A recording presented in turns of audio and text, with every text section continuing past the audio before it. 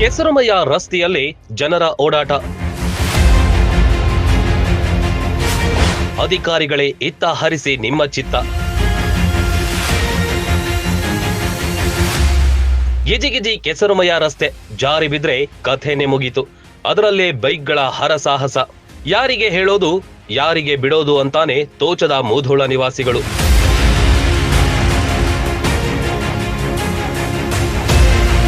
ಕಳೆದ ಕೆಲವು ದಿನಗಳಿಂದ ಸುರಿದ ವಿಪರೀತ ಮಳೆಗೆ ಮುಧೋಳ ಜನತೆ ಕಂಗೆಟ್ಟಿದ್ದಾರೆ. ನಿಂಬಾಳ್ಕರ್ ಫ್ಲಾಟ್ ನಿವಾಸಿಗಳಂತೂ ನಮ್ಮ ಗೋಳು ಯಾರೂ ಕೇಳೋರಿಲ್ಲ ಅಂತಿದ್ದಾರೆ.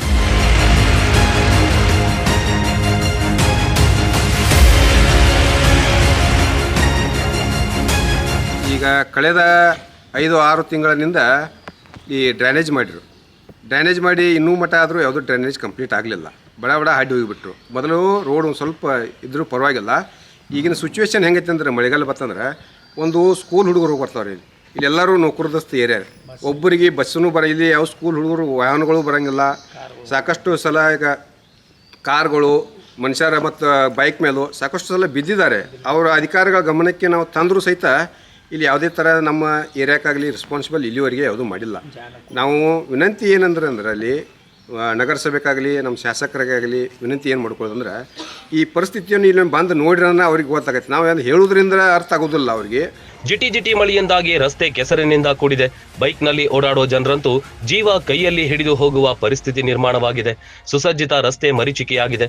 ಎಷ್ಟೋ ಜನ ಬಿದ್ದು ಗಾಯ ಮಾಡಿಕೊಂಡಿದ್ದಾರೆ.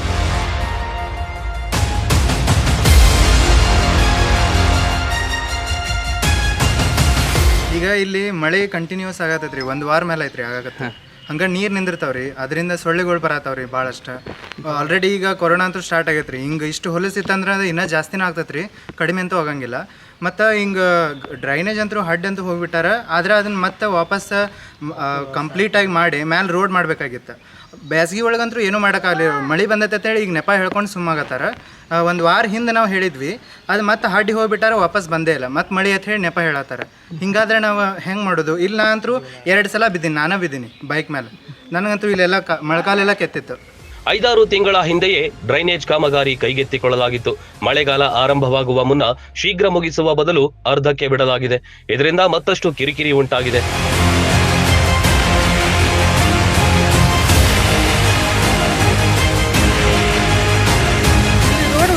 ಐತ್ರಿ ಮತ್ತೆ ಇಷ್ಟು ಮನೆಗಳಾಗ ಅವ್ರು ಇಲ್ಲೆಲ್ಲ ಮಂದಿ ಅಡ್ಡಾಡ್ತಾರ್ರಿ.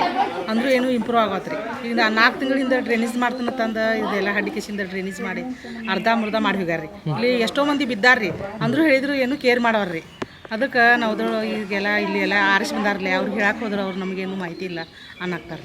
ಅದರಿಂದ ವಾರ್ಡ್ ಮೆಂಬರ್ದಾರ್ಲಿ ಅವ್ರಂತೂ ಬರಂಗ ಇಲ್ರಿ. ಯಾರು ಅನ್ನೋದ್ರಿ. ಸಣ್ಣ ಹುಡುಗರದು ಸ್ಕೂಲ್ ಗಾಡಿ ಬರಂಗಿಲ್ಲ ರೀ. ವ್ಯಾನ್ಗಳು ದೊಡ್ಡ ವ್ಯಾನ್ಗಳು ಬರಂಗಿಲ್ಲ ರೀ. ಸಾದಾ ಕಾರ್ಡ್ ಕೊಡಕ್ಕೆ ಬರ್ತಾರ್ರಿ ಲಗ್ನದ, ಅವರು ಅಂತೂ ಬರಂಗಿಲ್ಲ ರೀ. ಈ ಬಗ್ಗೆ ನಗರಸಭೆ ಆಯುಕ್ತರನ್ನ ರನ್ ಟಿವಿ ಸಂಪರ್ಕ ಮಾಡಿತು. ಮಳೆ ಆರಂಭವಾಗಿದ್ರಿಂದ ಕಾಮಗಾರಿ ವಿಳಂಬವಾಗಿದೆ. ಶೀಘ್ರದಲ್ಲೇ ಕಾಮಗಾರಿ ಪೂರ್ಣಗೊಳಿಸಲಾಗುವುದು ಎಂದು ಭರವಸೆ ನೀಡಿದ್ರು.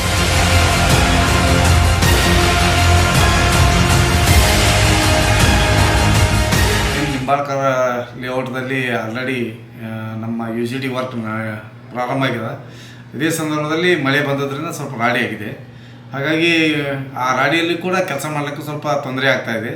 ಹಾಗಾಗಿ 2 ದಿನದೊಳಗೆ ಮಳೆ ನಿಂತ ತಕ್ಷಣ ಆ ಕೆಲಸವನ್ನು ನಾವು ಶೀಘ್ರವಾಗಿ ಅವರಿಗೆ UGD ಕೆಲಸ ಮುಗಿಸಿ ಮತ್ತು ಯಥಾಸ್ಥಿತಿ ಅವರಿಗೆ ರಸ್ತೆಯಲ್ಲಿ ಸಂಚರಿಸುವಂಗೆ ಮತ್ತು ಅನಾನುಕೂಲ ಆಗಲಾರ್ದಂಗೆ ನೋಡ್ಕೋತಾ ಇದ್ದೀವಿ ಅಂತ ಹೇಳಲಿಕ್ಕೆ ಇಷ್ಟಪಡ್ತೀವಿ. ಇನ್ನೊಂದೆಡೆ ನೀರು ನಿಲ್ಲೋದ್ರಿಂದ ಸೊಳ್ಳೆಗಳ ಕಾಟ ಹೆಚ್ಚಾಗಿದೆ. ಮಕ್ಕಳು ವೃದ್ಧರು ಇರುವ ಪ್ರದೇಶವಾದ್ದರಿಂದ ವಿಪರೀತ ತೊಂದರೆ ಉಂಟಾಗಿದೆ. ಆದಷ್ಟು ಬೇಗ ಇತ್ತ ಕಡೆ ಗಮನ ಹರಿಸಿ ಅನ್ನೋದು ನಾಗರಿಕರ ಆಗ್ರಹ. Run TV news, Mudhol.